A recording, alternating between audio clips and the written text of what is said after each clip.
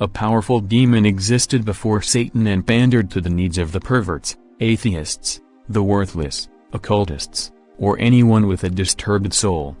According to the ancient Dead Sea Scrolls, Belial, or the king of evil, was responsible for bringing wickedness to man. Who is Belial? Belial, also referred to as Beer, is a demon. The word means worthless in Hebrew, and later came to represent the personification of the devil. In the Old Testament of the Bible, the word tends to be used to describe a class of people, for instance the sons of Belial. The New Testament introduces Satan as the ruler of evil, but prior to that, Belial was said to be his predecessor. In demonology, he is one of Satan's most notable demons. Sources recount. Sources. The term appears 27 times in the Masoretic text, an authoritative Hebrew and Aramaic text. The word is used, in a Hebrew context, to describe many debased concepts or persons such as those who support or encourage the worship of other gods, those who have committed sex crimes, or rabble-rousers. In the Dead Sea Scrolls, the angel of light and the angel of darkness are mentioned. God is cited as the angel of light, and Belial the contrary. The demon was said to bring guilt and wickedness to man. The source also recounts a dream of Amram, the father of Moses, where Belial is described as the king of evil or prince of darkness.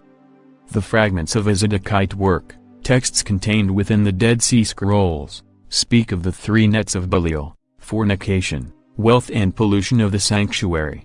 He is depicted as a rebel or an agent of divine punishment and is said to be the one who influenced the Egyptian sorcerers to oppose Moses. This text also classifies any of his followers as necromancers or wizards. The Testament of the 12 Patriarchs, one of the hidden scriptures linked to the Old Testament, depicts the demon as God's adversary and places him in the role of the tempter. The texts cite that fornication brings man closer to Belial and separates him from God. It also claims that when the soul is disturbed, it is Belial ruling over it. When Egypt leaves Israel, Belial will remain with the Egyptians in darkness, the document further asserts. It also supports the view that the Messiah will punish the demon and his followers on his return. Another apocryphal, hidden, text depicts him as the angel of lawlessness and the actual ruler of earth. The demon is also mentioned in John Milton's Paradise Lost and Robert Browning's Soliloquy of the Spanish Cloister. Both poets were considered free thinkers in their respective times. Occult references.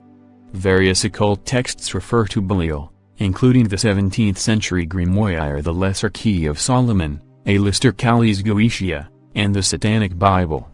In the Goetia, Belial is introduced as king of the demons and created second only to Lucifer.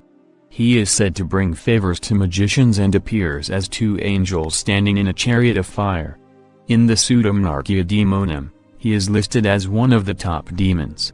He is described in the text as the seducer of all the fallen angels. He is also illustrated as being extremely deceitful and only offers truth if threatened. Edgar Cayce, a Christian psychic and mystic, used the term Sons of Belial in his deep trance reading sessions in 1937.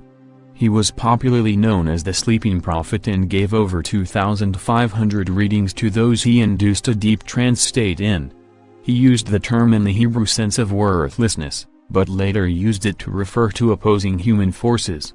15th century noble Gilles de Rais was said to dabble in alchemy and the occult. Sources claimed de Rais attempted to call on the demon using the body parts of his victims, possibly numbering in the hundreds, as a sacrifice. The Frenchman was branded a serial killer and put to death. Modern references.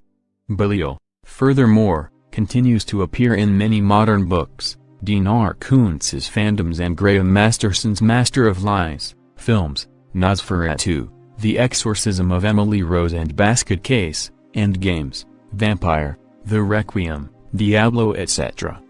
Belial is associated with the immoral, atheists, magicians, or perhaps anyone going against the grain, it seems.